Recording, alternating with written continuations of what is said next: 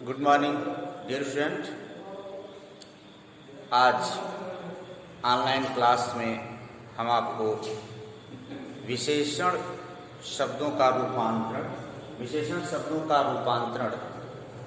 किस तरह से होता है यह आपको समझाने का प्रयास करेंगे। मतलब विशेषण किस तरह से अपना रूप बदलते हैं।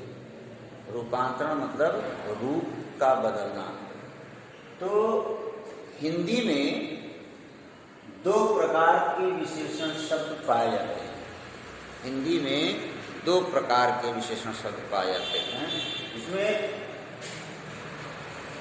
नंबर एक है का ऐसे विशेषण शब्द जिनके अंत में निम्नलिखित वर्ण आते हैं। ऐसे विशेषण शब्द जिनके अंत में निम्नलिखित वर्ण आते हैं, जैसे आ, फिर है इधर ऊ, फिर है छोटी, फिर है बड़ा ऊ, फिर है बड़ी, फिर है ऊ। नंबर एक में इसको रखा गया है।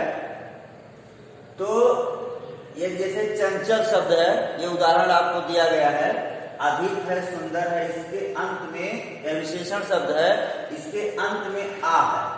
सबके अंत में आ लगा हुआ है। यहाँ जो श्रद्धालु और जिज्ञासु लिखा है, इसमें यहाँ जो लू है, छोटा ऊ है, उधर भी ऊ है, तो यहाँ ऊ लगा है। इसी तरह अति में छोटी, बड़ा ऊ, यहाँ है झगड़ालू, चालू। फिर है बड़ी में भारी, हल्की, इधर ओ पर यहाँ बिंदी है, तो चारों, पांचों, सातों। ये 6 प्रकार दिए हैं। 6 विशेषण शब्द किस तरह से बनते हैं इनके उदाहरण आपके सामने यहाँ दिया हुआ है। तो इसमें यह है नोट है कि इन विशेषणों में किसी भी दशा में परिवर्तन नहीं होता है। मतलब जो विशेषण के रूपांतरण के 2 भेद किए गए, उसमें जो पहला है कि कुछ विशेषण जिसके अंत में आ हो, ऊ हो, ई हो, बड़ा ऊ हो, बड़ी ई हो और ओ पर यहाँ अनुस्वार लगा है। जैसे पांचों में ओ पर बिंदी है, अनुस्वार। तो इस तरह से अगर विशेषण शब्दों के अंत में ये शब्द हैं, तो उनमें किसी भी दशा में कोई परिवर्तन नहीं होता। दूसरा यहाँ दिया है कि ऐसे विशेषण जिनके अंत में आ, बड़ा आ, आता है, जैसे अच्छा, मोटा, थोड़ा, बुरा, काला आदि। ऐसे विशेषणों में निम्नलिखित प्रकार से रूपांतरण होता है। ऐसे विशेषण शब्दों में रूपांतरण होता है जिसके अंत में आ पाया जाता है। तो आइए देखते हैं कि किस दशा में रूपांतरण होता है। तो आगे आप देखिए कि ऐसे विशेषण शब्द जिसके अंत में आ हो।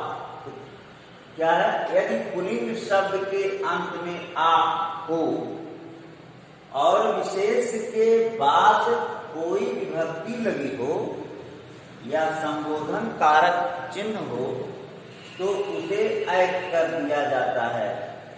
कह रहा कि यदि पुल्लिंग शब्द के अंत में आ हो और विशेष के बाद कोई विभक्ति लगा हो, तो क्या कर दिया जाता है? ऐड। जैसे अच्छा लड़का।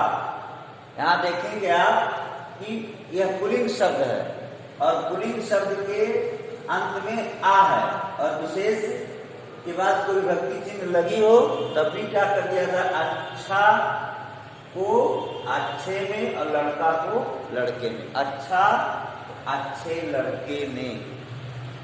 इसी तरह मोटा का मोटे हो जाएगा, मोटे लड़कों ने। तो इस तरह से पुल्लिंग शब्द के विषय में बताया गया। दूसरा है कुछ आकारांत विशेषणों में लिंग और वचन संबंधी परिवर्तन विशेष के अनुसार होता है। विशेष से आपको बताएं कि जिसकी विशेषता बताई जाती है। तो आकारांत विशेषणों में लिंग और वचन संबंधी जो परिवर्तन है वह विशेष के अनुसार होता है। जैसे देखिए यहाँ लिखा है पीला चित्र। अब इस पीला चित्र और यहाँ प्रयोग किया गया पीली कमीज। फिर लिखा पीले फूल। इस तरह से जिस तरह विशेष के अनुसार विशेषण परिवर्तित हो गया। क्या लिखा है? कुछ आकारांत विशेषणों में लिंग और वचन संबंधी परिवर्तन विशेष के अनुसार होता है। तो आकारांत है चित्र भी, कमीज भी और फूल भी। तो इसका जो विशेषण है वह परिवर्तित है। पीला यहाँ पीली, यहाँ पीले, इस तरह से। तीसरा नियम है आज से अंत होने वाले कुछ विशेषणों में कोई परिवर्तन नहीं होता।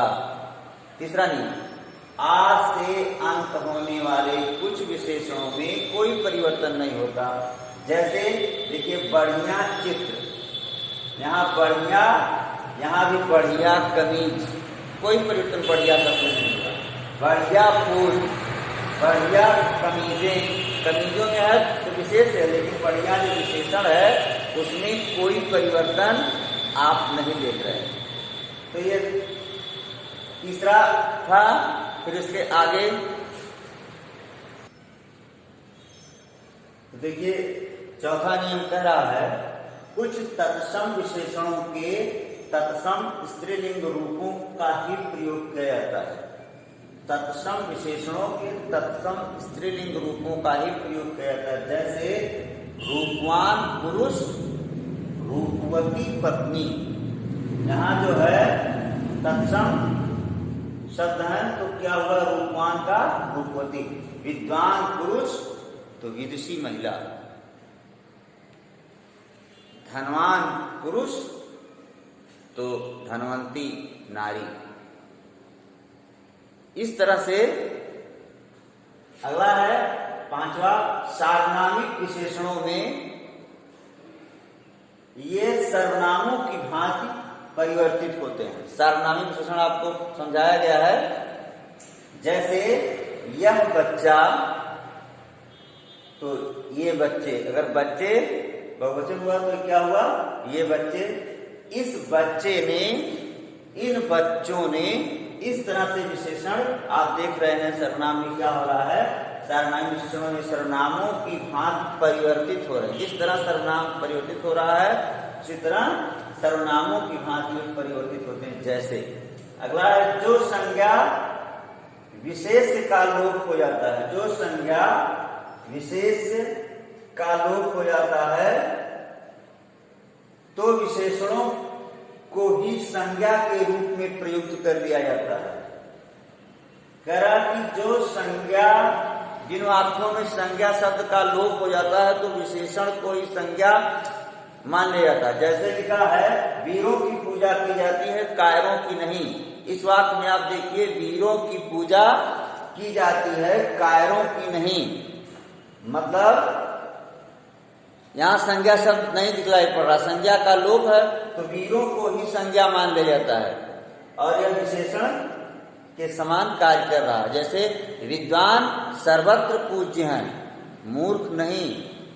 यहाँ वीरों की पूजा की जाती है, कायरों की पूजा नहीं की जाती है।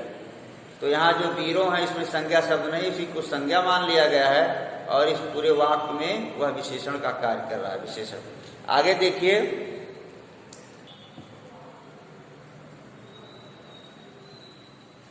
देखिए आप प्रविशेषण। प्रविशेषण किसे कहते हैं?